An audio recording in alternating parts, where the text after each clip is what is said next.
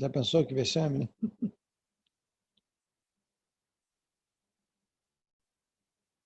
Desculpa, professor, não Não, foi percebi. ótimo. Você me salvou, na verdade. Eu estava É, aqui a na Carol. pilha, né?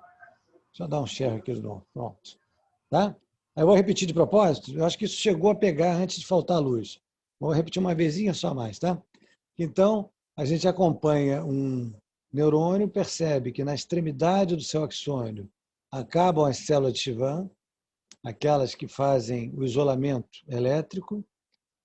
E aqui, visto no aumento grande, essa lupa, né, representa isso. A gente nota que os terminais axonais têm uma dilatação na sua extremidade. Essa dilatação se chama botão sináptico. E que nessa extremidade, a dilatação se deve à existência de várias vesículas sinápticas contendo no seu interior uma substância química chamada de neurotransmissor. Então, quando o potencial de ação chega aqui, a reação é essas vesículas se deslocarem em direção à membrana celular voltada para a próxima célula. E aí se abrirem, liberando as moléculas do neurotransmissor, que vão atravessar esse espaço muito pequeno e vão encontrar receptores na membrana celular da próxima célula, que vai ser uma fibra muscular ou um próximo neurônio. Se for um próximo neurônio, o que vai acontecer? Um novo potencial de ação que segue adiante. Se for a célula muscular, vai haver liberação de cálcio e contração da célula muscular, em consequência, a liberação do cálcio, que vai produzir efeitos naquelas moléculas de proteína, né? Miosina, actina, troponina, tropomiosina, permitindo aquele movimento da cabeça da miosina em relação à actina, aquele movimento em que a cabeça, que lembra uma raquete, rema para trás. Tá? Muito bem. Então, para descrever só esse pequeno ponto aqui de contato, que é muito importante, algumas expressões surgiram. A membrana celular do botão axonal, que está voltada para a próxima célula, é chamada de membrana pré-sináptica, porque essa comunicação se chama sinapse. A membrana celular da próxima célula, essa aqui em azul, é chamada de membrana pós-sináptica. E o espaço entre as duas é chamado de fenda ou espaço sináptico. Então, eu posso dizer que a vesícula contida no botão axonal, ela se desloca para a membrana pré-sináptica, sofre exocitose, libera o neurotransmissor que atravessa a fenda sináptica e se liga a um receptor específico situado na membrana pós-sináptica. Isso aqui é o mecanismo da sinapse química, que é disparado o mais comum de todas. Né? Muito bem. Então, agora vamos ver outras coisas interessantes aqui. Aí nós vamos aprender uma coisa que é um pouco surpreendente, tá? Que o que eu descrevi para vocês é o que acontece na maioria das sinapses. Mas nós temos também, é importante a gente saber isso, algumas sinapses que funcionam do mesmo jeito, com neurotransmissor, tudo igualzinho, mas que produzem como efeito na próxima célula, na verdade, um bloqueio da transmissão nervosa. Então, tem sinapse que faz aquilo que eu expliquei antes, na imagem anterior, que excita a próxima célula. Mas tem sinapse que inibe a próxima célula, bloqueando os canais por onde íons importantes para a contração não, para o potencial de ação acontecer, iriam se abrir. Né? Então, quando esses canais forem bloqueados, não existe aquela migração de cátions e o potencial de ação não ocorre. Então, acabamos de descobrir que, além das sinapses que excitam a próxima célula, que são chamadas de excitatórias, existem sinapses que inibem a próxima célula, são chamadas de inibitórias. Tá? Isso é muito importante para vocês já irem pensando, né? No controle autônomo de várias coisas que se mantém em equilíbrio sem a gente precisar de conscientemente tomar nenhuma decisão a respeito. O balanço de excitação e inibição sobre um determinado órgão ou sistema, né, vai corresponder ao equilíbrio adequado se tudo estiver bem com a nossa saúde. Tá? Então, existe sinapse excitatória inibitória além da excitatória. Vamos lá.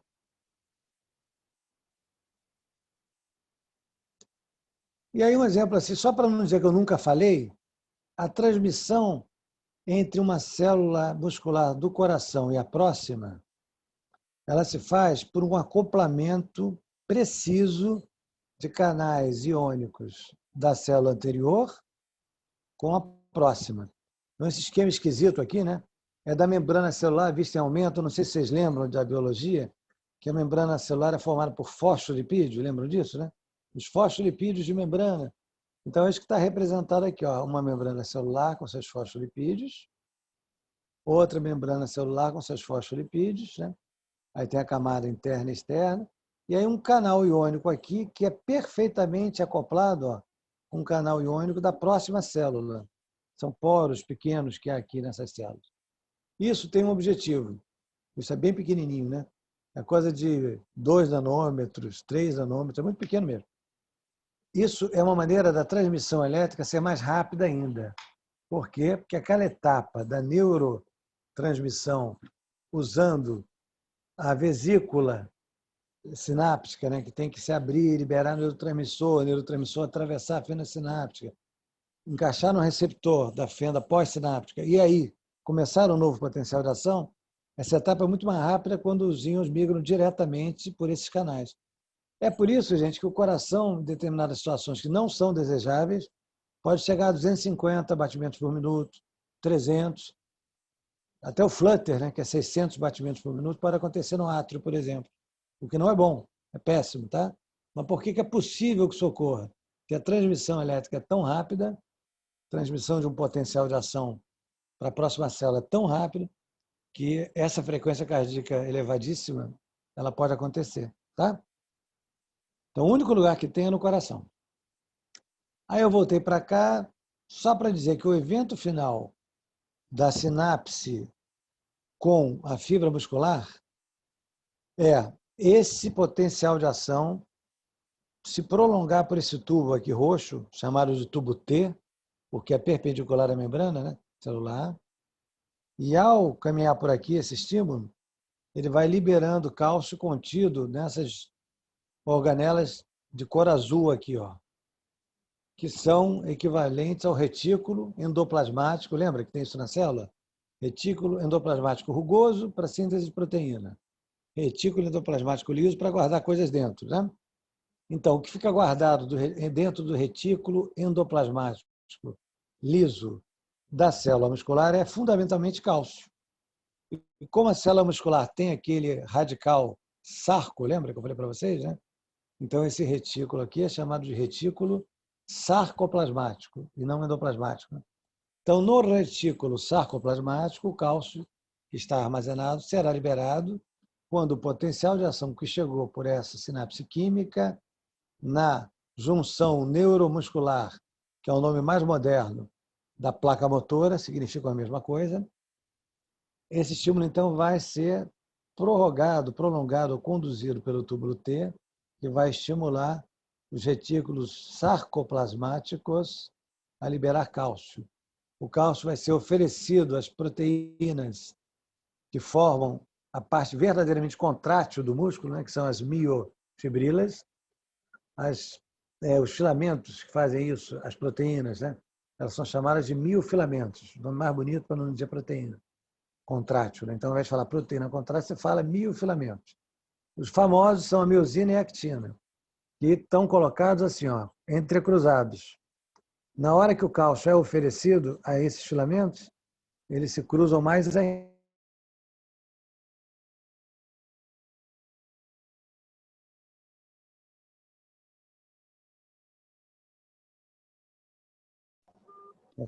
Secretária aqui liga. Bom, então, esse desenho esquisito aqui atrás, está vendo? Rosa e azul fininho, é exatamente a representação do filamento mais espesso, que é a miosina, com a actina, e faz esse movimento, como eu falei para vocês, de se cruzarem quando o cálcio é oferecido a esses miofilamentos. Tá? Muito bem. Acho que tinha falado isso com vocês, né? De que o neurônio responsável por um conjunto de células musculares representa uma unidade motora e que um músculo precisa de vários neurônios motores para estimulá-lo. o que a gente chama de conjunto ou pool de motoneurônios. E que o treinamento muscular acaba recrutando mais neurônios que estavam em repouso, quiescentes, latentes, eles passam a também estimular o músculo que está sendo treinado, ou o grupo muscular que está sendo treinado. E aí, até agora eu estou falando assim, muito sobre a parte motora, né? Sobre músculos se contraindo. Eu só queria não esquecer de dizer uma coisa que eu até disse bem no início da aula, que os neurônios responsáveis por perceber as coisas, que são os sensitivos, aqueles que sentem as coisas, foram interiorizados para que o corpo deles seja protegido, já que a lesão do corpo do neurônio é irreversível, você perde o neurônio. E ao invés, então, desse corpo neuronal estar aqui na pele, o que ficou aqui são terminações nervosas de diferentes tipos, ó, e nomes que vocês não vão guardar de forma alguma, tá? Que estão distribuídas por toda a pele com a finalidade de nos informar sobre aquilo que a gente sente pela pele. O que você sente na pele? Temperatura, dor, tato, pressão e vibração. Então, tem terminação sensitiva para cada uma dessas coisas aí. Cada uma tem um nome e eu não quero que vocês guardem nome de nenhuma. Só entendam que existem terminações nervosas sensitivas. Tá, querido? Então, é a terminação nervosa sensitiva que percebe alguma coisa e aí informa para o neurônio sensitivo, olha só, cujo dendrito está chegando aqui.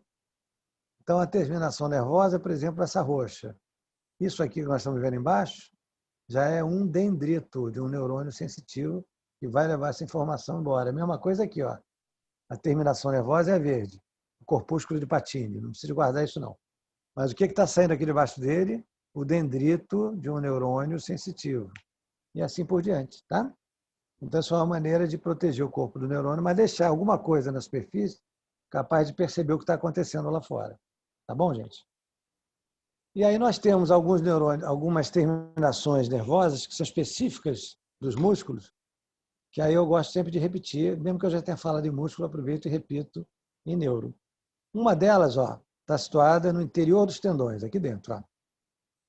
É a chamada de órgão tendíneo de Golgi, que foi a pessoa que descreveu.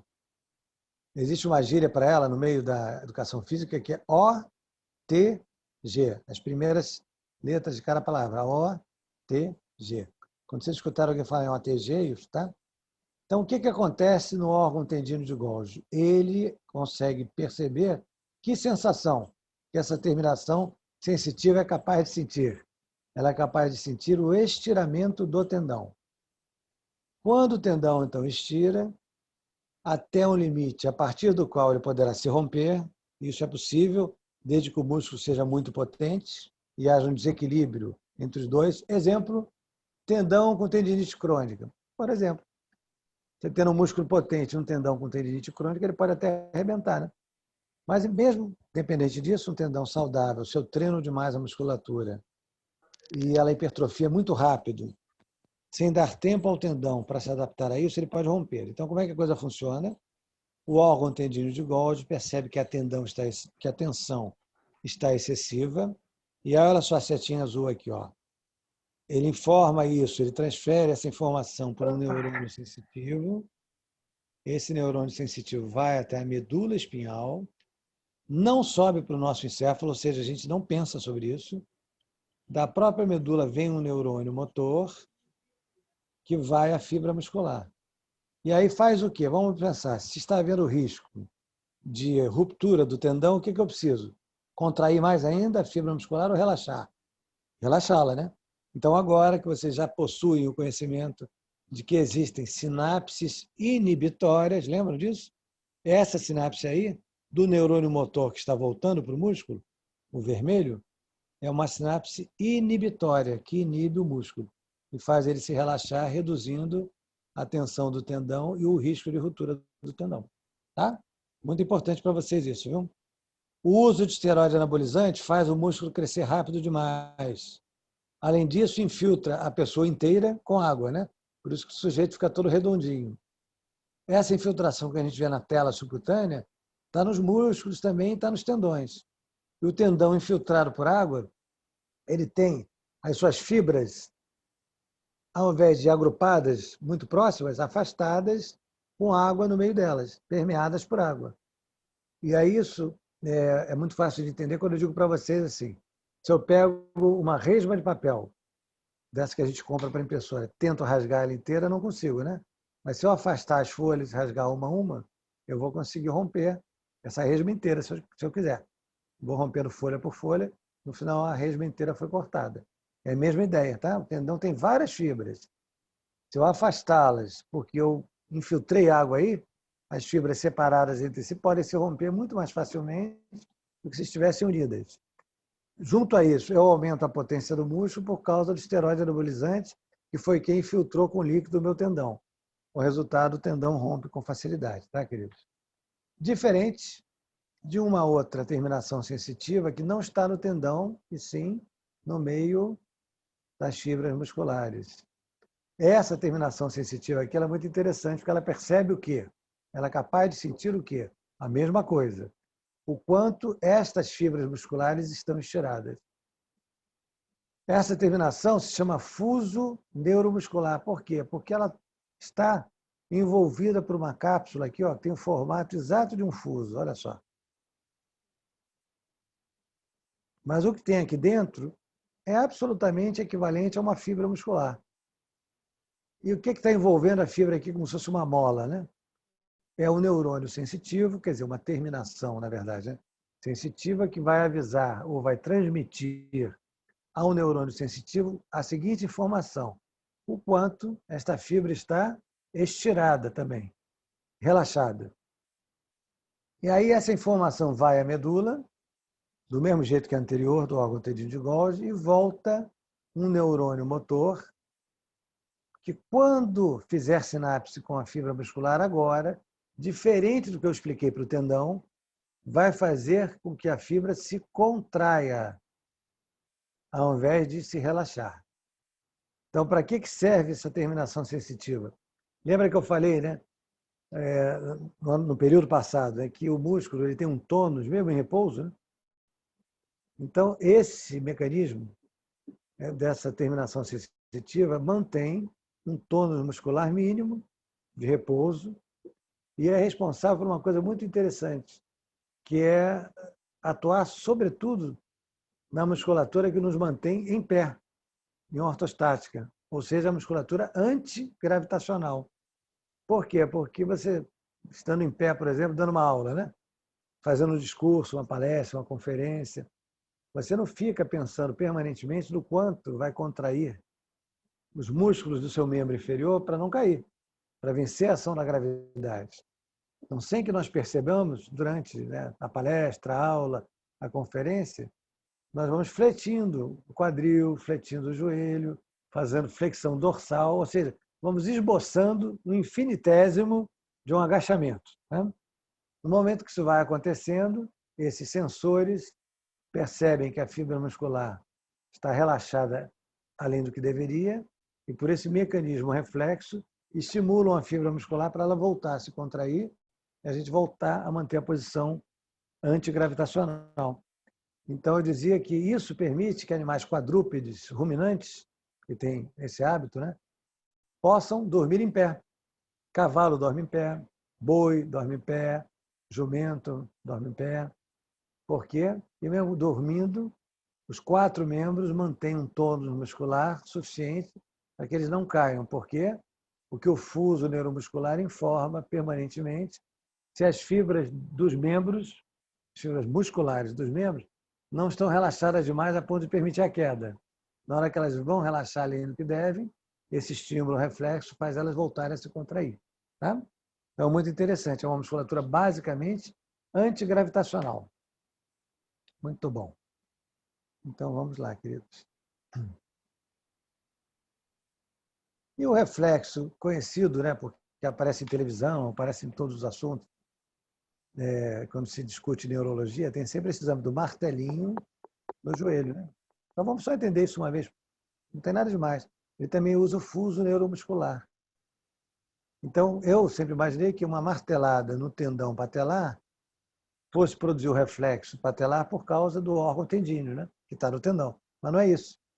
Na hora que a gente percute o tendão, e o tendão, então, é empurrado, né, um pouco para dentro, o tendão se estira, né? Ele estica, concorda? Ele está aqui retilíneo, eu vou empurrar ele para dentro com a martelada, ele vai arquear, portanto, as fibras vão ficar mais longas, né? Vai haver um pequeno estiramento que é transmitido, né, mecanicamente aqui até a fibra muscular. Aí o fuso neuromuscular, ao perceber que a fibra muscular foi estirada, gera aquele reflexo.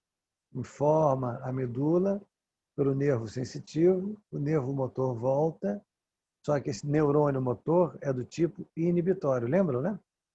E aí, inibitório não, perdão, excitatório, né? E por quê? Lembra, musculatura antigravitacional. Se a fibra ficar relaxada demais, a pessoa cai. Então, o entendimento aqui é de que a fibra relaxou demais e aí há um estímulo, né, para que ela se contraia. E aí o movimento que lança, né, a perna para frente. Então, o reflexo patelar nada mais é do que uma maneira de testar se esse trajeto entre o fuso neuromuscular, a medula e o retorno, levando como resposta a contração do músculo, se ele está acontecendo. Né? É igualzinho ao que tem que acontecer para a gente não cair, como eu expliquei. Se você for fletindo o joelho, vai cair no chão, né? Não pode. Na hora que começa a fletir o joelho, a fibra muscular do quadríceps, ela estira, isso é percebido, e aí há um reflexo que faz com que ela se contraia outra vez, tá? Nada demais, né? E ainda existe o reflexo de retirada. Você bota a mão no fogo, no ferro quente, antes de pensar em qualquer coisa, né? Você retira a mão, depois percebe, encostei no ferro, que droga, né? Esse é o reflexo mais complicado e que vocês vão entender perfeitamente, tá? Por quê? Porque ele envolve grupos grandes de músculos aqui, né?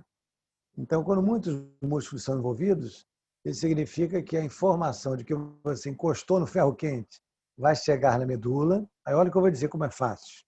Como a medula é longa, né, e longitudinal, vertical, ele vai percorrer a medula usando os neurônios de associação, lembram disso, né? E aí vão gerar resposta em neurônios motores que têm que atuar sobre vários músculos. Então, ó, eu senti que me queimei na ponta do dedo, mas a resposta que acontece é isso, reflexa, sem eu precisar de pensar em nada, envolve flexão do cotovelo, provavelmente extensão do punho, né? Você levanta o punho para afastar, e alguma movimentação no ombro também, que normalmente é o recuo do ombro, né?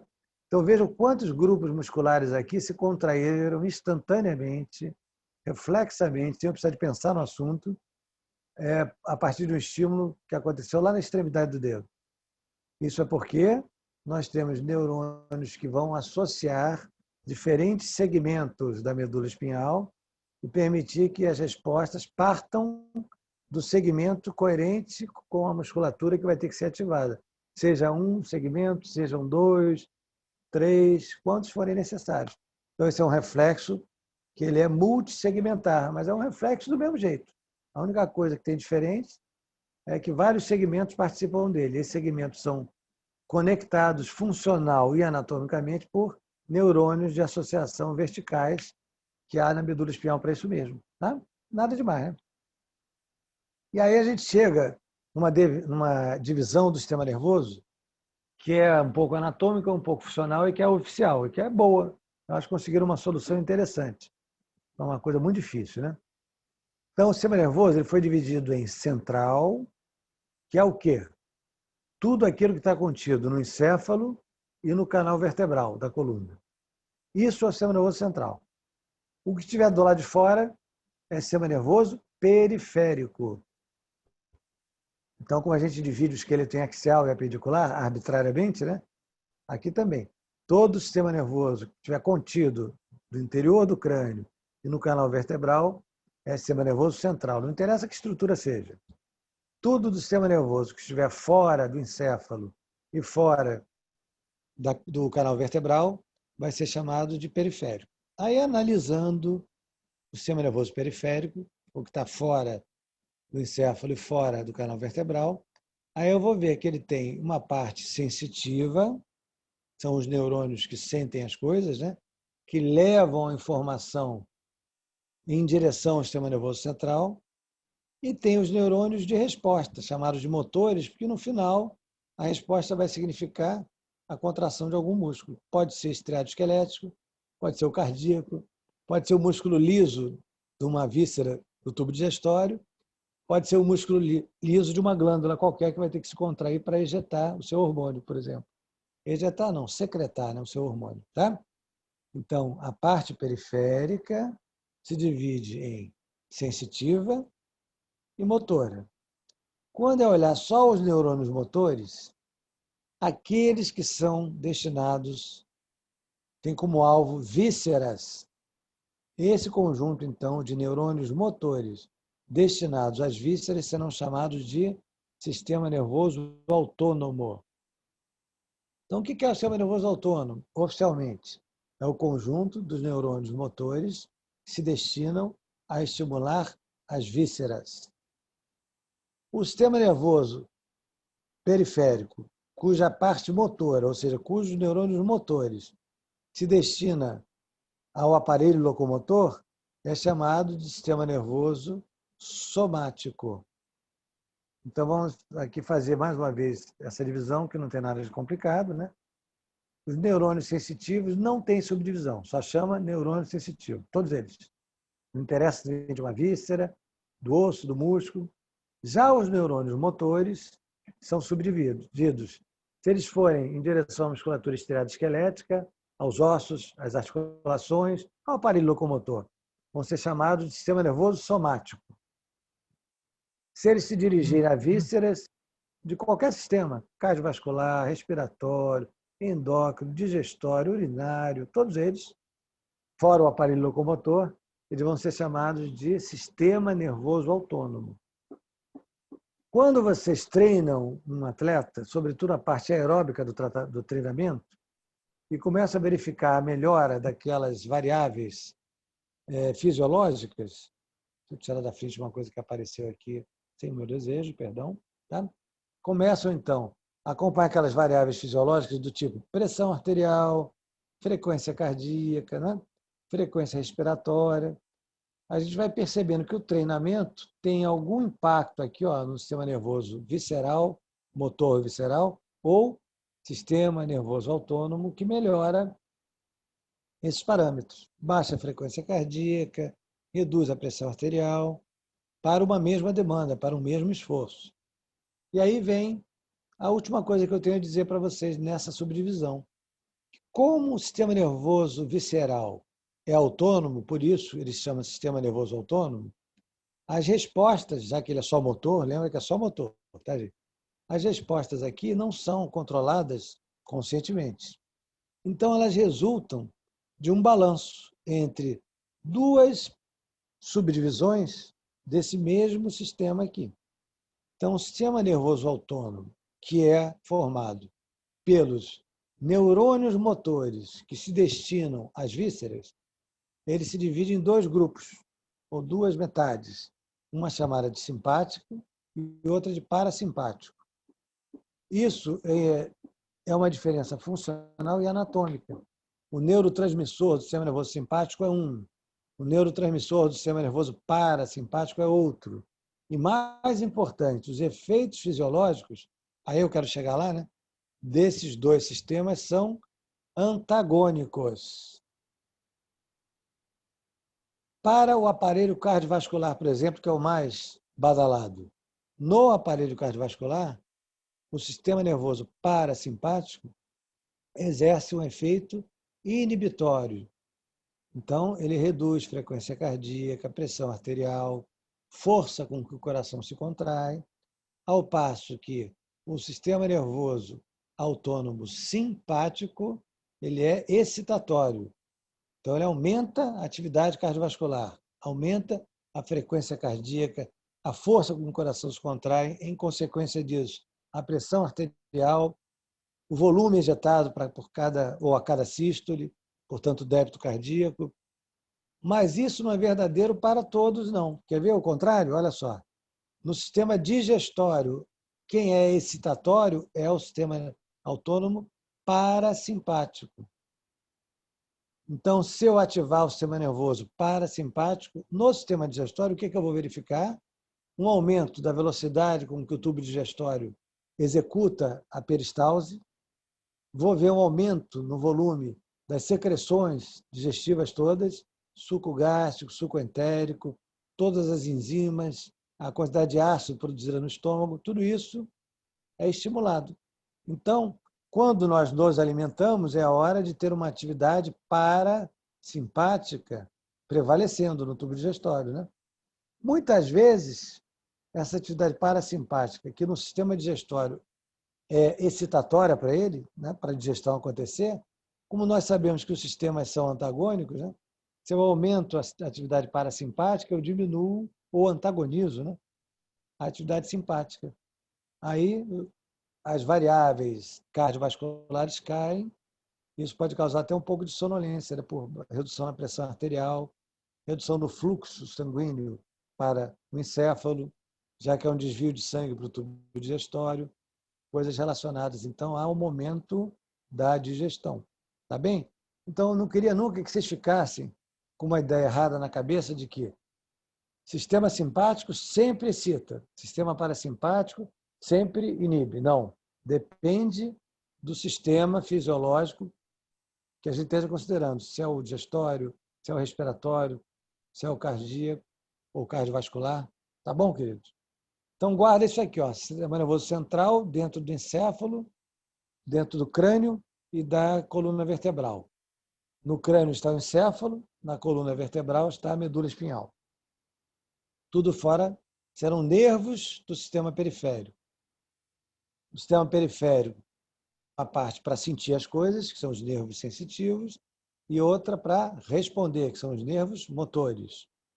Nervo motor, que vai para o aparelho locomotor, compõe o sistema nervoso somático. Perceba, então, que sistema nervoso somático é só motor.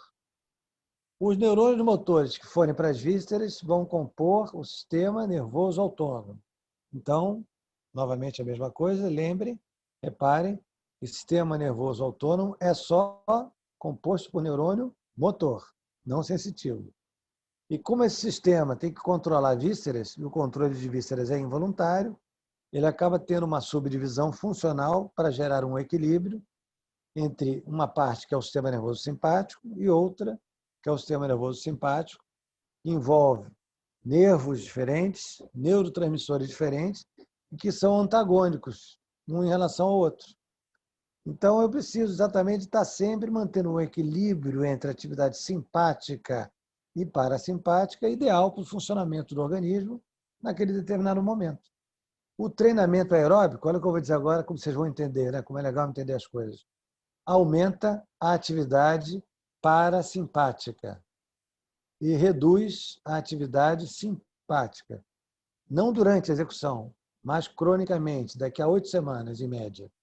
É por isso que treinando direito, uma atividade aeróbica, um programa aeróbico, daqui a 8 semanas você nota que para fazer aquele mesmo programa você precisa de menos frequência cardíaca, sua pressão arterial não sobe tanto, sua frequência respiratória também não precisa subir tanto, você executa com mais facilidade. O que houve?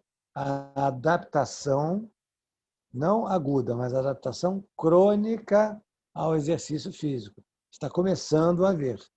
E o que é a adaptação aguda ao exercício físico? É aquela que todo mundo sabe. Você respirar mais rápido, sua frequência cardíaca aumentar, sua pressão arterial aumentar também, que é aquilo que você vê no sedentário quando ele começa a treinar, né? Abre a boca, começa a respirar o maior número de vezes, você faz a contagem, né, na artéria radial para ver qual é o número de batimentos cardíacos por minuto. Está lá em cima a frequência dele, né? Para um exercício que, na verdade, representa uma demanda pequena, porque ele está destreinado. Com o tempo, ele vai adquirir as adaptações crônicas ao exercício físico, que são resultado, na verdade, de aumento na atividade parasimpática e diminuição na atividade simpática. Tá? Muito bem. Então, está aqui o sistema nervoso central, composto por tudo que está dentro do crânio, que se chama encéfalo, esse conjunto. O que está dentro da coluna vertebral é a medula espinhal. Isso resulta, ou isso é o produto, né, do desenvolvimento embrionário. Só uma curiosidade, não decorem nada agora, relaxem, tá? A gente é formado no início a partir de 2 camadas de células. Ó.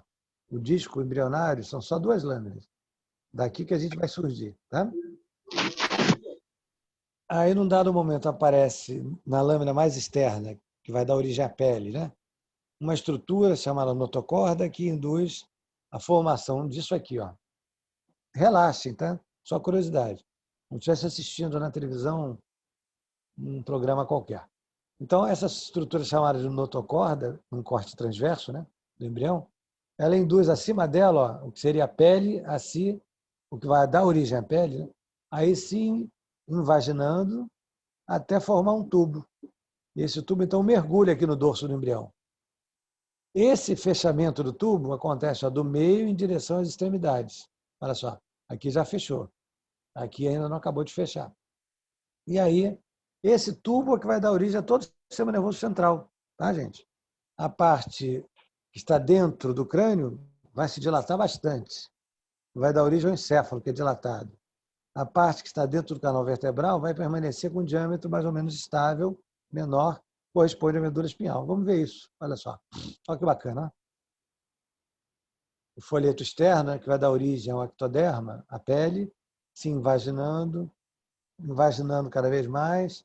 Aqui já virou a goteira neural, não guarda esse nome não, tá? E no final fecha e forma um tubo. Aí esse tubo, pode guardar o nome que está escrito aqui, ó, é o tubo neural. É o tubo neural, então, que vira sistema nervoso central.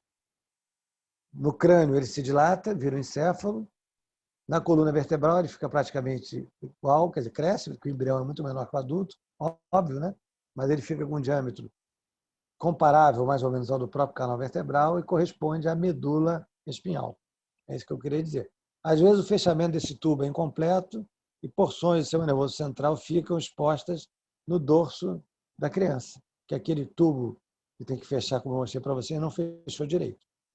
Muito bem, sem guardar nomes, eu já falei algumas vezes, a parte do tubo neural que fica dentro do crânio vai se dilatar.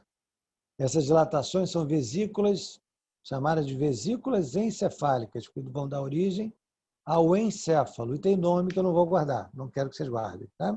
Mas guarda a ideia de que dilata muito mais do que a medula espinhal, que continua estreita, com um diâmetro constante. Tá? E aí a gente vai ver no embrião essas dilatações estão com cores aí diferentes de propósito, e no adulto a correspondência. Tá? Então, essa parte cinza aqui, ó, estão vendo? Que no embrião é do tamanho das outras partes todas. Ó. O rosa, esse cinza aqui, o verde, esse amarelo e o cinza mais cranial de todos, né? Tudo tem um tamanho parecido, mais ou menos, né? E aí, o que a gente vê no adulto? Ó, que essa parte aqui anterior aqui se desenvolve mais. Ela cresce tanto ó, que ela cresce aqui para os lados também, ó, e esconde no meio dela todo o resto que eu estou vendo aqui no embrião com tamanhos equivalentes. Né? Então, essa parte que cresce muito, só para saber, né, não se decorar não, é chamada de terencéfalo, que é a parte mais moderna do nosso sistema nervoso central. É aqui que estão boa parte dos 12 bilhões de neurônios que a gente tem. Né? Boa parte está aqui, tá? Nessa região. Essa parte amarela que o embrião tem também, ó, e que continua pequena na gente, eu falei na semana passada com vocês sobre ela. Ela é o cérebro antigo, que controla as funções neurovegetativas. Aí que está o hipotálamo, que controla a glândula hipófise. Aí está também ó, a glândula pineal, numa região chamada de epitálamo. E, além disso, existem aqui os tálamos, que eu expliquei para vocês, vou falar mais uma vez, porque é muito fácil de entender. Os tálamos são um ponto de passagem de toda a via de sensibilidade. Então, nenhum estímulo sensitivo vai ser entendido conscientemente no córtex, que é essa parte cinza, se não passar primeiro no tálamo, fizer uma sinapse ali e dali subir. Então, é como se o tálamo traduzisse aquele estímulo que está subindo para uma língua, um idioma, que o córtex cerebral, que é esse cinza maior, fosse capaz de entender. É exatamente isso, tá? Senão a gente não entenderia os estímulos sensitivos que estão subindo. Não entenderia conscientemente, que é isso que nós fazemos no córtex cerebral, né? Dentre várias outras coisas, a interpretação consciente. Então, está aqui o encéfalo, ó, que começa oficialmente nesse ponto, onde nós encontraríamos o foramen magno do crânio. Daqui para baixo, medula espinhal, daqui para cima, encéfalo. E o encéfalo tem essas partes que agora eu vou dizer para vocês guardarem, tá? Só no adulto já formado. Ele tem uma região que é a continuação direta da medula espinhal. Essa região é chamada de tronco encefálico, que tem 3 porções. A primeira é o bulbo espinhal. Bulbo significa dilatação. Então, essa área vermelha nada mais é que uma dilatação da medula depois que a medula entrou no crânio. Então, ela ganhou o nome de bulbo espinhal. Acima do bulbo espinhal, uma região, essa cinza, chamada de ponte. Por que esse nome esquisito de ponte? Porque vocês vão ver depois que ela tem fibras horizontais. Essas fibras horizontais, elas vão procurar lá atrás, nas costas da ponte, esse órgão cinza aqui, ó, que parece com o cérebro, só que é menor. Esse órgão cinza aqui se chama cerebelo. Significa cérebrozinho, né? Então, a ponte se volta para trás, esse corte é sagital, por isso que isso não fica claro, né? Ela tem braços horizontais que se voltam para trás para levar informações que estão subindo pela medula espinhal para o cerebelo. O cerebelo vai tomar umas providências e vai mandar de volta uma resposta que, novamente, pelos braços da ponte, vai chegar aqui na frente e vai descer para corrigir a execução de movimentos que estão sendo mal executados. Tá? Então, o cerebelo é um daqueles órgãos que eu disse para vocês importantes para o controle da qualidade de execução dos movimentos. É um órgão muito importante. Acima da ponte, essa região verde, que é a que menos se desenvolve, se chama mesencéfalo. Significaria assim, miolo do encéfalo. Mesencéfalo, meso é metade, né? É meio. Então, lá no meio, no miolo do mesencéfalo, do encéfalo, perdão, está bem lá no miolo, bem lá no meio, o mesencéfalo, que é esse aqui. E a parte amarela se chama, em conjunto, ela toda, a gente falou isso semana passada, de diencéfalo. E o que sobrou aqui cinza, né? Tudo isso que sobrou cinza, que é novo, é a parte mais moderna que nós temos, se chama telencéfalo. Então, agora, para fechar, são palavras que vocês ficam ouvindo sem ter certeza do que significam, né? Quando nós falamos em cérebro, cérebro é o conjunto do telencéfalo, que é o cérebro moderno, com o cérebro antigo, que é esse amarelinho, diencéfalo. Então, repetindo, diencéfalo mais telencéfalo formam o cérebro. O tronco encefálico é formado também por subunidades. Quais? Mesencéfalo, esse pequeno que está no meio do encéfalo, por isso se chama mesencéfalo. A ponte, que se chama ponte porque tem conexões horizontais para trás com o cerebelo. E o bulbo espinhal, que se chama bulbo espinhal porque nada mais é do que a medula espinhal, que acabou de entrar no crânio, atravessando o foramen magno e sofreu uma dilatação. E o último elemento aqui, para a gente lembrar o nome, que eu sei que vocês guardam com mais facilidade, é o cerebelo, que parece o cérebro, só que é menorzinho. Fica situado sempre atrás da ponte, porque é com a ponte que ele conversa. Toda a troca de fibras aqui de axônios, de conexões de neurônios, é feita através da ponte. Para cada um dos lados da ponte, sai um braço, igual o Cristo Redentor, né? Um braço voltado para trás, que vai fazer conexão com o cerebelo atrás. Muito bem. Então, está aqui uma imagem, né? Esquemática, bonita, psicodélica da mesma coisa, mas a outra é que explicava melhor. E aqui, olha, essa sim, muito boa para ficar aí para vocês, a colinha, né? Lembra que eu falei? É bom ter cola, né? Então, telencéfalo, a parte maior. A parte roxa, em conjunto, se chama diencéfalo. Os dois formam o cérebro, diencéfalo com telencéfalo. A região central aqui, que continua a medula, é o bulbo espinhal, a ponte e o mesencéfalo. E atrás da ponte está o cerebelo. Tá? Então, esse termo em inglês aqui, ó, brainstem, significa tronco encefálico.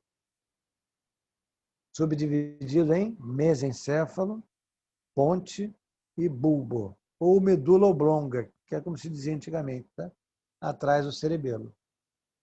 O conjunto roxo inteiro, lembra comigo, né? É o diencéfalo, que junto com a parte maior aqui, chamada de telencéfalo. Telencéfalo é o hemisfério cerebral, né? Com o telencéfalo vai formar o cérebro. Então, cérebro é telencéfalo, mais tudo isso roxo aqui, que é o diencéfalo. Esse conjunto é o cérebro. Cerebelo atrás, tronco encefálico, continuação direta da medula espinhal. Bulbo, ponte, mesencéfalo. Tá? E aí, há uma teoria, né, de que mais inteligente seria aquele animal, né, cujo encéfalo fosse proporcionalmente maior em relação ao seu corpo. Isso, essa medida, peso do encéfalo sobre peso do corpo do animal, é chamada de índice de encefalização. E quem tem maior índice de encefalização dentre os seres vivos é o golfinho, e não o ser humano. Então, quem estuda golfinho, né, que adora golfinho, é apaixonado por golfinho, acha que, na verdade, o golfinho é mais inteligente que o ser humano. Né? E há até várias lendas, mitologias a respeito disso.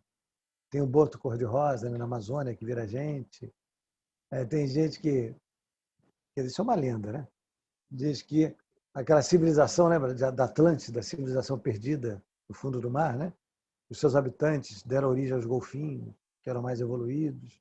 Mas, enfim, como existe uma questão aqui que deve ocupar muito encéfalo, que é o controle da percepção do som que o golfinho emite, ecoa e volta para ele, mais ou menos como o morcego, né? Que ouve muito o eco que volta para ele, se localiza muito por um mecanismo dependente de eco. Ele tem um sonar que emite som, o som volta, ele avalia o eco para saber o que anda à volta dele. Eu acho que boa parte do encéfalo dele é dedicada, ocupada por esse sistema de sonar. E o resto todo para todo o resto que eles têm, né? Audição, visão, devem ter olfação também, enfim. Só uma curiosidade, então índice de encefalização é isso, tá? Até a estupidez dizer que o homem era mais inteligente que a mulher por causa desse índice já se praticou. Evidentemente, isso já foi abandonado, né? Às vezes, raramente, no desenvolvimento do tubo neural, lembra? As vesículas encefálicas que vão dar origem ao encéfalo não aparecem, não se desenvolvem. E aí o feto se desenvolve sem encéfalo, olha só. Parece, né, que a parte acima aqui das orelhas e dos olhos foi cortada e removida, né? Na verdade, não há encéfalo. Então, essa criança, como vocês já entenderam que o encéfalo inclui uma parte para o controle neurovegetativo, né, das funções fisiológicas básicas, que é o diencéfalo, sem diencéfalo não dá para viver. Não dá para viver sem controlar a pressão arterial, sem controlar a concentração de gás carbônico no sangue, né, sem controlar todas as variáveis fisiológicas, temperatura, fome, saciedade, sede. Não dá para viver sem isso. Se o indivíduo não comer, vai morrer, por exemplo. Né? Se não respirar, também. Então, o anencefálico ele é incompatível com a vida. Depois do nascimento, ele vive muito pouco tempo, horas. E aí isso cria um drama muito grande, né? Porque o diagnóstico disso é feito precocemente, durante o pré-natal, e a mãe ela tem que tomar uma decisão. Ela vai levar a termo uma gravidez cujo resultado é um neném anencefálico que não tem chance de sobrevida. Isso, em princípio, não tem nada de positivo, né?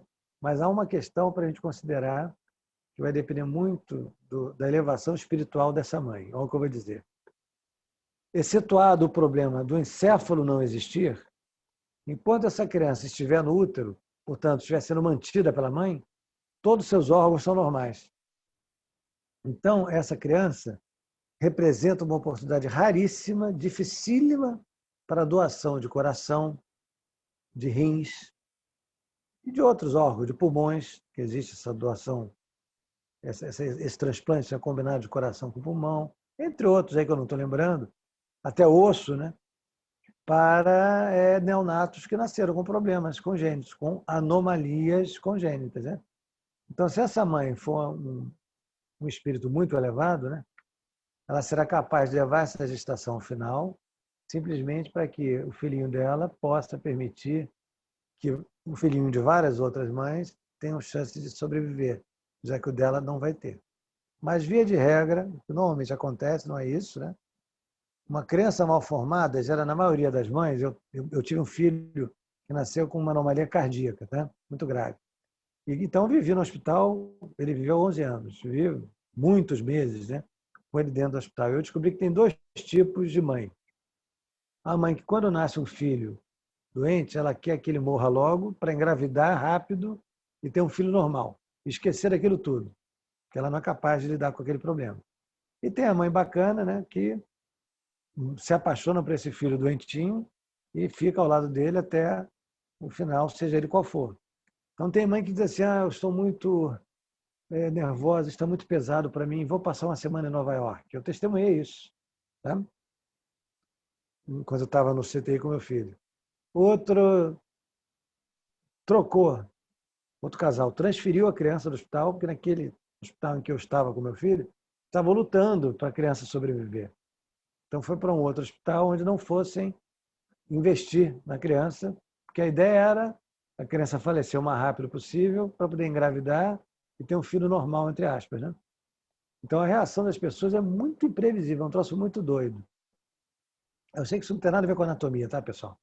Mas uma coisa que eu queria dizer para vocês, depois de tanto tempo que eu convivi em CTI e UTI neonatal, que é para os pequenininhos que acabaram de nascer, né, é que o neném percebe tudinho. Quando os pais desistem dele, ele desiste também, morre logo em seguida. Enquanto os pais estão acreditando, estão desejando, querendo, amando, lutando pelo neném, ele resiste muito mais. É muito mais difícil, né, que aquele problema seja capaz de vencê-lo do que quando os pais não estão interessados. Aí, rapidamente, a criança desiste da vida. É impressionante, é nítido, nítido, nítido, nítido. É flagrante. Tá? Muito bem, mas isso não tem nada a ver, né, com a anatomia. O que tem a ver com a anatomia? É isso aqui. Que o sistema nervoso central é tão importante que, além de estar dentro do crânio e da coluna, ou seja, protegido por ossos, né, já é uma proteção espetacular, ele ainda tem 3 membranas envolvendo o tecido nervoso, propriamente dito, os neurônios, para proteger esses neurônios, ainda mais. A mais externa é fibrosa, mesmo tecido do tendão, mesmo tecido de cápsula articular, mesmo tendão do pericárdio fibroso, mesmo tendão da fáscia endotorácica, que envolve os pulmões, lembram? Tecido igualzinho.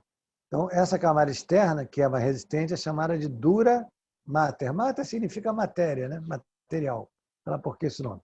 É a dura mater.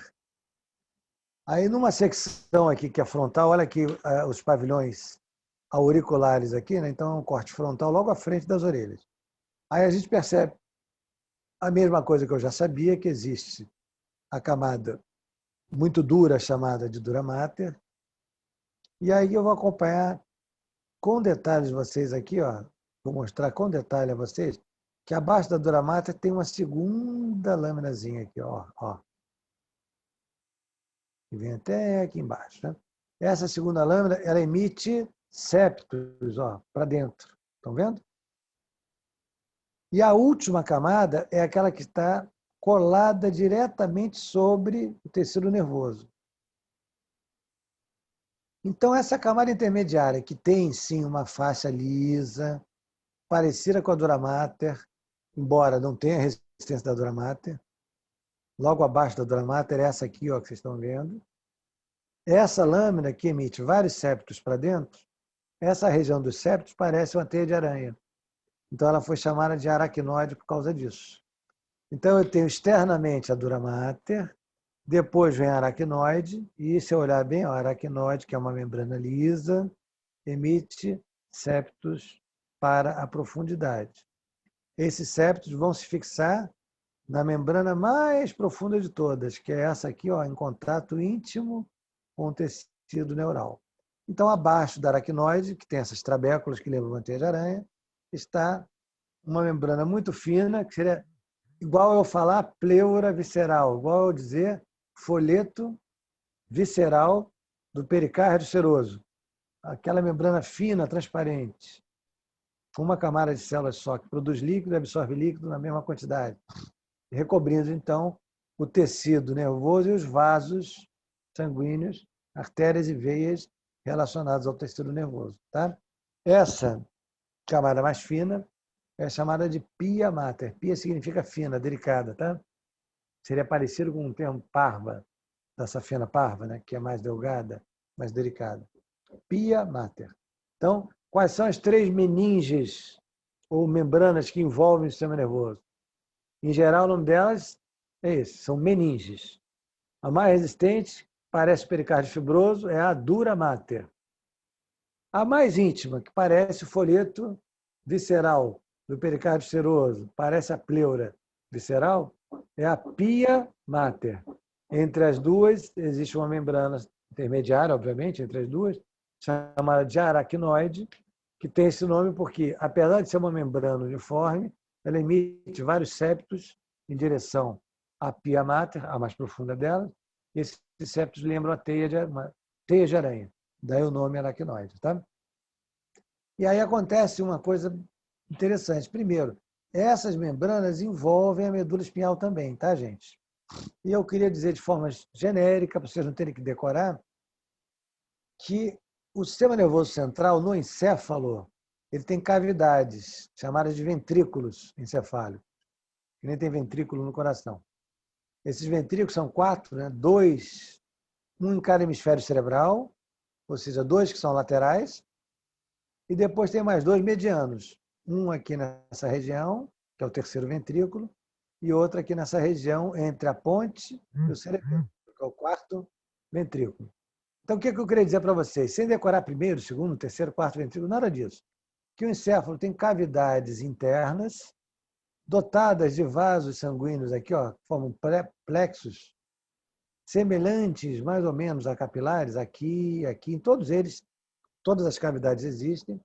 E esse plexo, que é como se fosse um capilar, ele é permeável, né? Capilares não são permeáveis, então ele deixa passar para dentro dessas cavidades um filtrado, que não tem células, mas tem líquido. E esse líquido se acumula no interior dessas cavidades e consegue, por umas aberturas situadas aqui, ó, no início da medula, passar de internos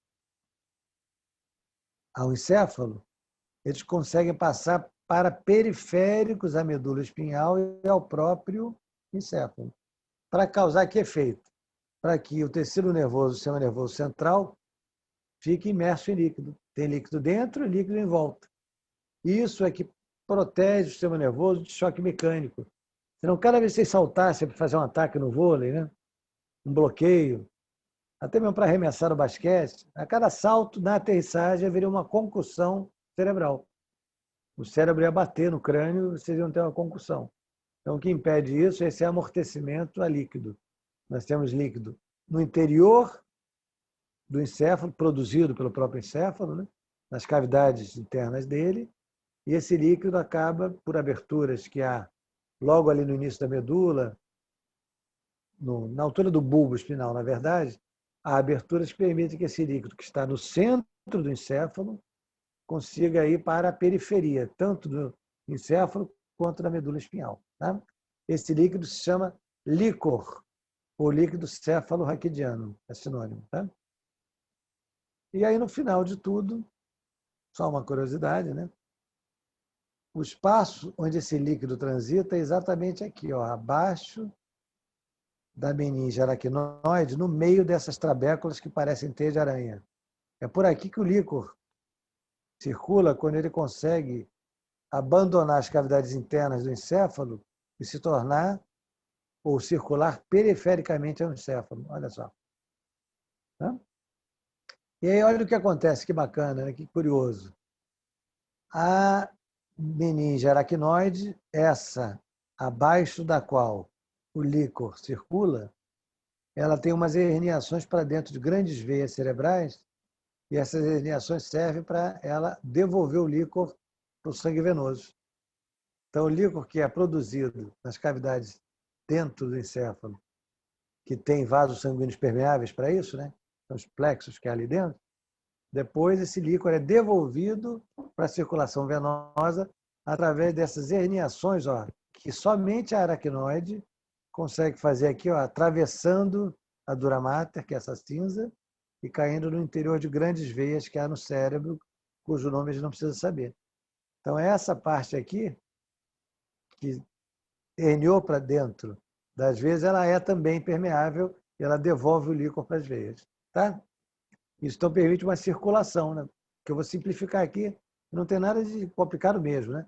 O líquor é produzido no interior do encéfalo, em cavidades que o encéfalo tem, através de vasos que são permeáveis e que permitem que líquido extravase para o interior dessas cavidades. As cavidades são preenchidas, o líquor vai descendo, até que lá naquele ponto que fica entre a ponte e a medula e o cerebelo, perdão, logo atrás da ponte, há umas saídas estratégicas para que o líquor, que estava situado muito internamente no encéfalo, possa agora ir ocupar esse espaço periférico logo abaixo da aracnoide, um espaço que é chamado, inclusive, de subaracnoide.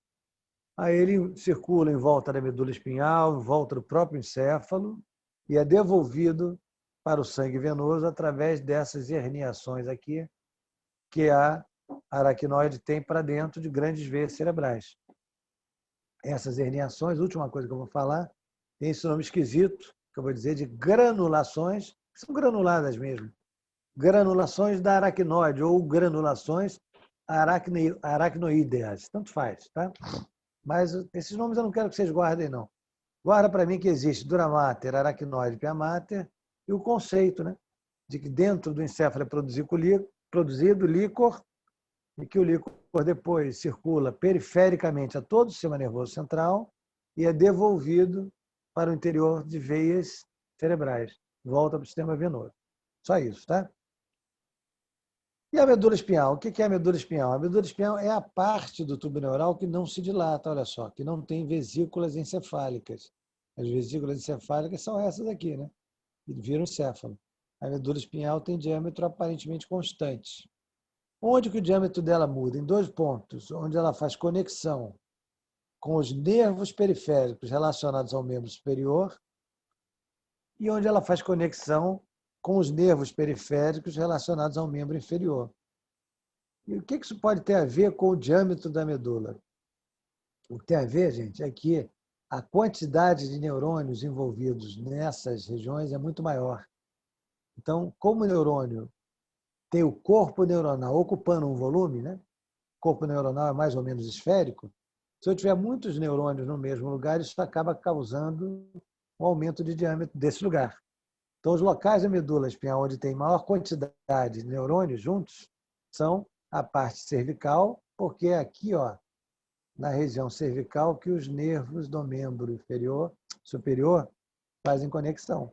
E a outra aqui é a parte lombar, porque é aqui nesse final da medula, na parte final dela, estão chegando as conexões de todos os nervos do membro inferior. Então, a medula, que a gente pensa que tem um diâmetro constante, na verdade, tem duas dilatações, uma cervical, outra lombar, por causa do membro superior e do membro inferior. E por que aí tem mais nervo do que no resto? Porque tem muito músculo no membro superior e no membro inferior. Sobretudo aqueles que movimentam, né, as extremidades, as mãos e os dedos do pé também, né? Isso corresponde a uma quantidade muito grande de músculos, pequenos, curtos, né? E neurônios correspondentes a esses músculos, tá? Então, nos membros tem muito mais músculos do que no resto do tronco, por incrível que possa parecer. Muito mais músculos, não, muito mais neurônios. Por quê? Porque tem muito mais músculos, é isso. Muito bem. Então, quando a gente olha a medula, pessoal, só para relembrar que aquelas três camadas existem do mesmo jeito. A dura mater em volta, a aracnoide, que é essa aqui meio transparente, e colada em cima do tecido nervoso, sobre os vasos sanguíneos, a pia mater. Os nomes são iguais, tá? Então, a dura mater, aqui ó, o corte na aracnoide, portanto, isso aqui tudo é aracnoide. Aí cortou aqui a aracnoide para mostrar a pia mater. Embaixo dessa aracnoide aqui, ó, também tem líquor, do mesmo jeito, tem lá em cima no crânio, tá? No encéfalo. Tem líquor circulando aqui por baixo dessa aracnoide, aqui por baixo, tá? E aí o nervo espinhal. O que é o nervo espinhal? Eu já falei muito sobre ele, então muita coisa que eu falei vocês já sabem, sem eu ter dito claramente. Então, um nervo espinhal qualquer, por exemplo, esse aqui que está cortado, na proximidade da medula, o que que todo nervo espinhal tem? Ele tem axônios, ou melhor, neurônios, para usar a expressão mais genérica, né? Que trazem informação e que fazem conexão com a medula espinhal por trás. A natureza quis que fosse assim, tá? E tem o contrário, neurônios que vão levar a resposta motora e que saem da medula pela frente. De maneira, então, que perto da medula eu consigo separar as duas raízes. Ó. A raiz dorsal, que é sensitiva, e a raiz ventral, que é motora. Então, todo nervo espinhal tem duas raízes, perto da medula. A raiz dorsal é composta por neurônios sensitivos, a raiz ventral composta por neurônios motores. E aí, quando eu olho o nervo perifericamente, como aqui, ó, eu vejo uma coisa só, porque aqui as duas raízes já se uniram. Então, eu olho o nervo e já sei que aqui tem uma mistura de duas coisas: neurônios sensitivos e neurônios motores. Os sensitivos levando para a medula uma informação, os neurônios motores trazendo para o músculo uma resposta. Tá? Que é o que está representado aqui à direita, ó, em um nervo somático. Né? Muito bem. Então, uma imagem esquemática da mesma coisa para a gente perceber ó, que um nervo periférico tem uma raiz ventral motora saindo da medula e uma raiz dorsal chegando na medula com as informações. E aí é hora de eu dizer para vocês que na raiz ventral, que é sensitiva, há uma dilatação. Estão vendo aqui? Ó. Sabe por que existe essa dilatação? Lembra que eu falei que os corpos dos neurônios se interiorizam, se aproximam da medula? Então, nos neurônios sensitivos, não sei porquê, também coisas da natureza, né? Os corpos dos neurônios sensitivos pararam aqui. Ó. E como, então, o corpo do neurônio é muito mais volumoso do que o axônio, que é um filamento, onde os corpos neuronais estão, há uma dilatação. Essa dilatação que existe apenas na raiz sensitiva é chamada de gânglio sensitivo. Né? E na raiz motora? E na raiz motora não tem gânglio. Esquisito. Por quê? Porque esses neurônios que estão percorrendo a raiz ventral, que é a raiz motora, que vai levar a resposta lá para o músculo, sabe onde é que está o corpo deles? Está aqui dentro da medula. Então é por isso que, se os corpos neuronais estão dentro da própria medula, não vai haver nenhuma dilatação na raiz motora, na raiz anterior. Porque, diferentemente na raiz sensitiva, que contém o núcleo dos seus neurônios sensitivos, a raiz motora não contém o corpo, né? Eu falei núcleo, o corpo dos neurônios motores. O corpo dos neurônios motores está aqui, dentro da medula. Tá? E aí uma outra coisa que a natureza quis, que é interessante, uma curiosidade bacana.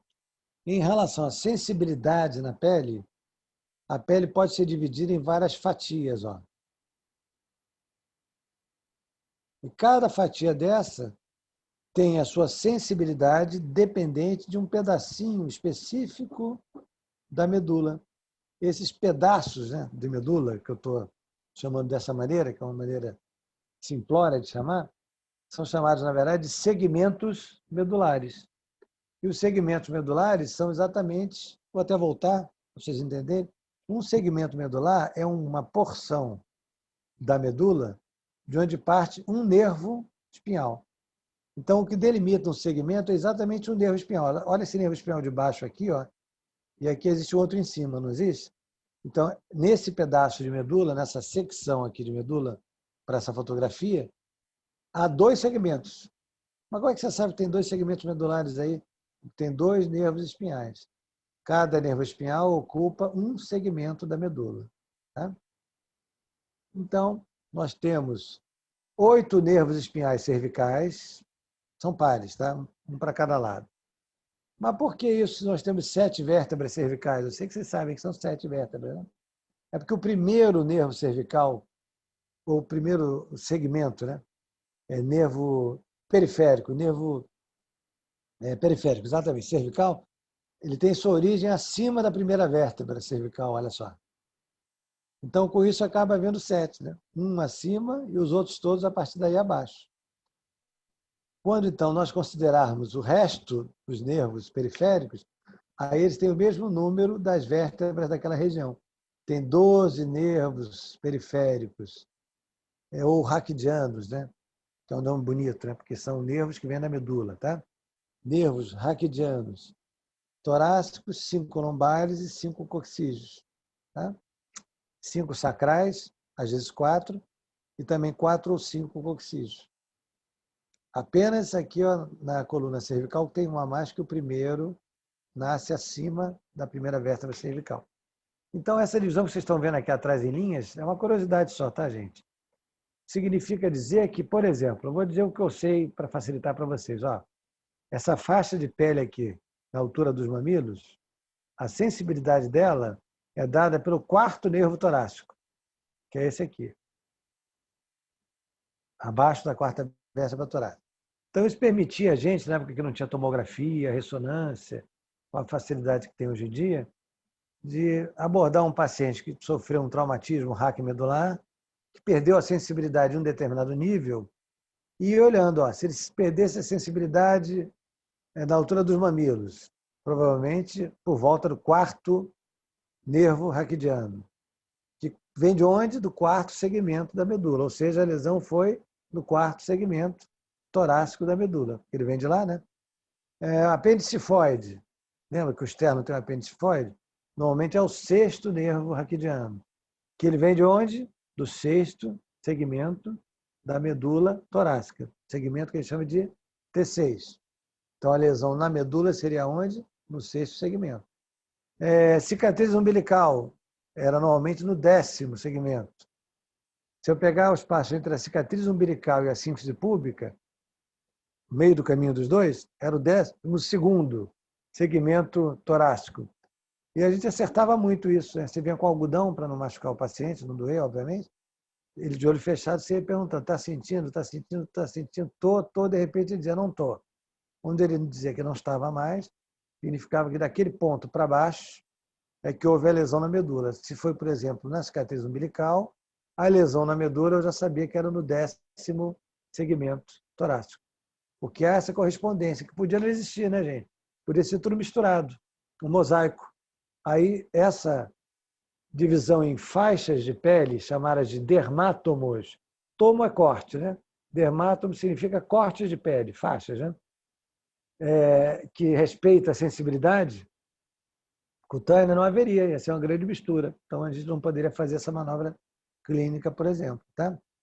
E eu só queria acrescentar aqui uma coisa que eu esqueci de falar, que alguns, assim como nós temos pares de nervos originados da medula, que são chamados de nervos raquidianos, e que aí saem da coluna vertebral pelos forames intervertebrais e fazem parte, ao sair, do sistema nervoso periférico, existem também pares de nervos que têm sua origem no encéfalo.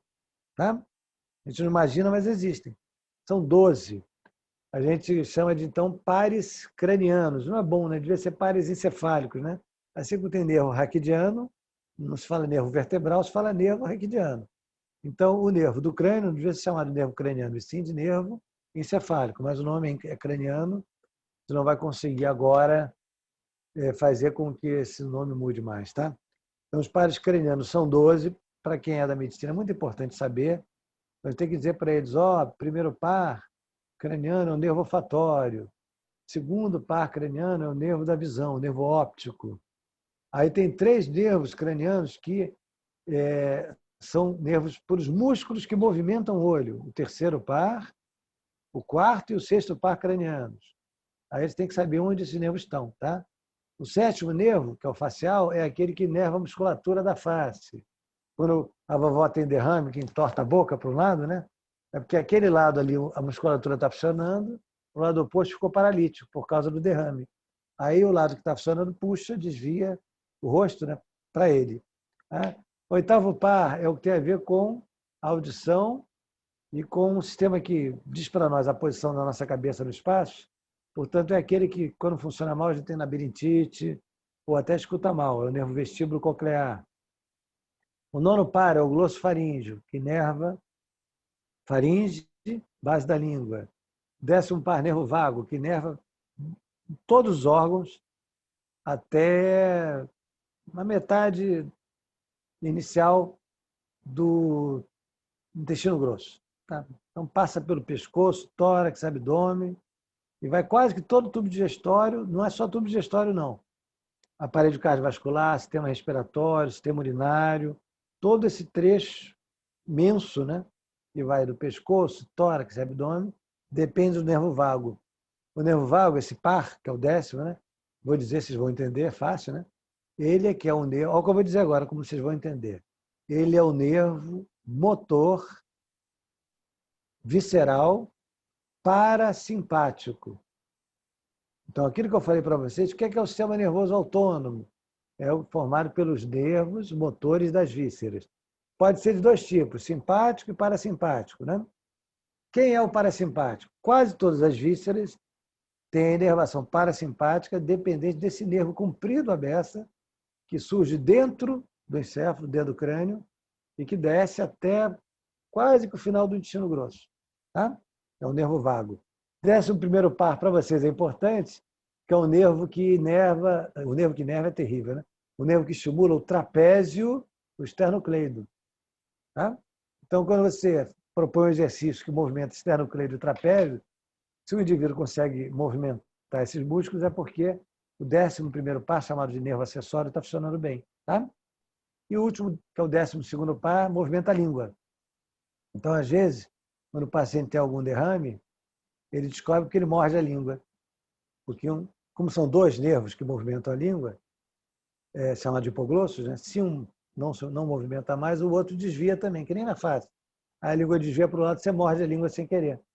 Isso é um indício de que está havendo um derrame que comprometeu ali, né, a região onde se origina o nervo que movimenta a língua, que é chamado de hipoglosso.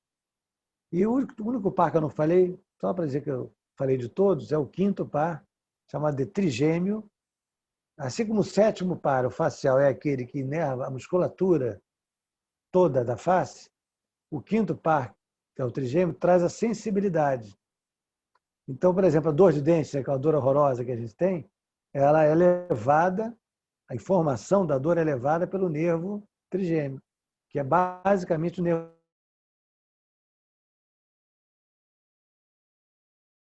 educação física. Eu só vou saber uma coisa, que além de existirem os nervos raquidianos, ou, para usar uma expressão que eu acho que é a melhor que eu vou usar a partir de agora, que vai valer para nós, que é a inervação, são os nervos espinhais, a expressão que eu vou usar a partir de agora, né? Para lembrar que ele vem da medula espinhal, nervos espinhais.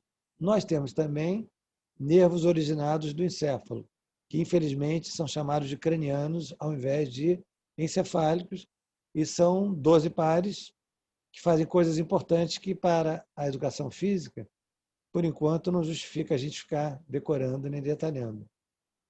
Como para vocês as adaptações fisiológicas ao exercício são muito importantes, e elas dependem, né, da atividade parasimpática se tornar mais intensa, é bom saber que o nervo vago é aquele que faz a estimulação parasimpática de grande parte das vísceras. E, no caso da educação física, as que interessam para a educação física, que envolvem aparelho cardiovascular e sistema respiratório, concordam, né? Então, para vocês, nervo vago é um nervo importante. Toda vez que vocês ouvirem falar que o treinamento físico aumenta a atividade parasimpática, ou o tônus, que é a expressão usada, né? Tônus é de músculo, né? Mas era usada também em fisiologia para nervo. O tônus parasimpático, você já sabe que nós estamos falando da atividade elétrica que acontece no nervo vago, que é o 10º par craniano, que se origina não da medula espinhal, que não é um nervo espinhal, mas é um nervo craniano, porém importante. Tá? Muito bem. Então está aqui o que pode acontecer. Olha, eu posso ter um nervo sensitivo somático, posso ter um um neurônio, né? Porque a gente sabe que no nervo tem a mistura dos dois. Então vou melhorar, vou repetir. Eu posso ter um neurônio sensitivo somático, trazer informações aqui de terminações sensitivas da pele. Posso ter um nervo ou neurônio, melhor dizendo, motor, indo para um músculo, portanto, somático.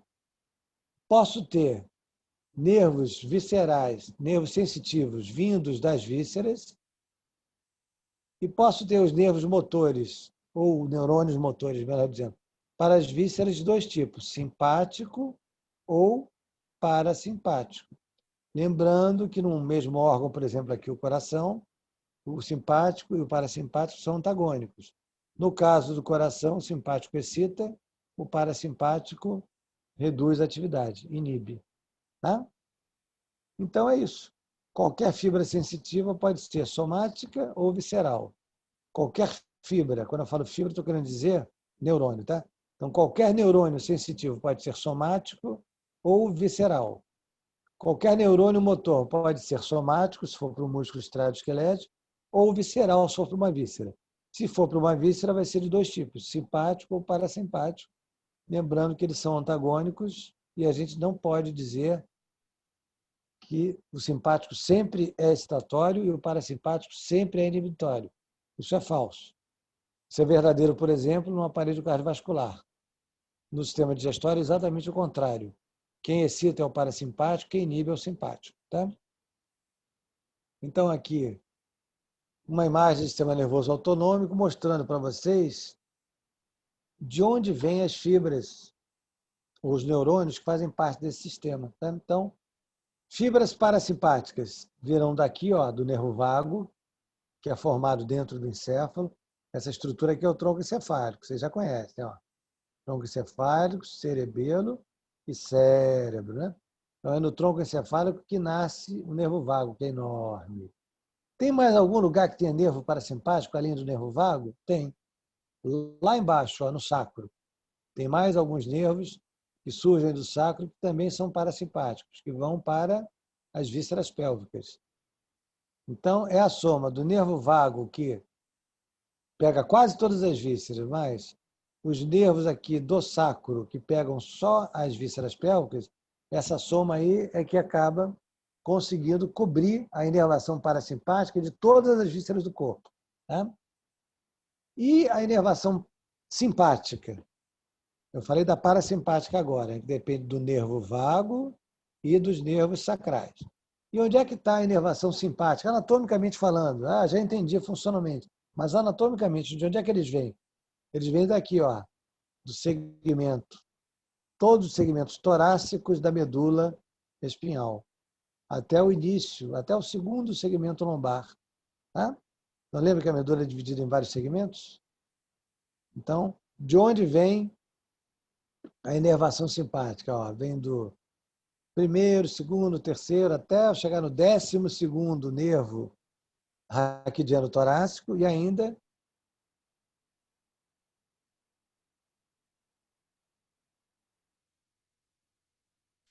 muito bem. Então, isso significa a localização anatômica desse conceito funcional, que é muito mais importante sobre o que é sistema nervoso autonômico simpático e parasimpático. Aí eu estou só localizando anatomicamente onde os neurônios que compõem esses nervos surgem, sem saberem. Tá? E aqui é aquela questão envolvendo as funções antagônicas. Para sistema cardiovascular, parasimpático é inibitório, simpático é excitatório. Para tubo digestivo, o contrário. Está escrito aqui, ó, tem a colinha, tá? Ó, o sistema nervoso simpático, aqui no estômago, inibe a atividade do estômago e do pâncreas. No rim, estimula a produção de adrenalina e noradrenalina, não no rim, né, na suprarrenal. Relaxa a bexiga, promove a ejaculação. Do outro lado, ó, os parasimpáticos, promove a ereção, contrai a bexiga, estimula a vesícula biliar, estimula a atividade do estômago, faz broncoconstricção, reduz a frequência cardíaca, estimula a salivação, faz a pupila, né, que é aquela parte preta que tem no sedor, se contrair, já o simpático dilata, e assim por diante. Aqui tem uma colinha, né, do que é excitado ou inibido, pelo parasimpático e pelo simpático. Para vocês darem uma olhada depois e lembrarem mais disso, tá? Tem a chance de rever mais uma vez. Então, pessoal, o que eu queria para hoje era isso, era dar uma introdução que fosse assim, anatômica, mas também fisiológica, porque para vocês a parte fisiológica é bem importante, sobre como funciona o sistema nervoso, tanto central quanto periférico, sobretudo para vocês, a inervação somática, né, que tem a ver com a estimulação dos músculos, e a inervação autônoma, que é visceral, que tem a ver com os nervos motores viscerais, os neurônios motores viscerais, que podem ser simpáticos ou parasimpáticos. Tá, queridos? Então, eu vou gravar a aula e já vou disponibilizar para vocês, junto com o programa, conforme eu prometi de manhã. Tá bom? Obrigado aí a vocês, tá, pessoal? Eu sei que poucos, deixa eu ver quantos estão aqui comigo. Poucos, 7, né? Quer dizer, 5 na verdade. Aí depois vocês passam para os outros, por favor. Tá? Avisa que já teve e que já está gravado. Tá bom, queridos? Um beijo aí para todos. Obrigado, tá? Obrigada. Tchau, queridos. Tchau.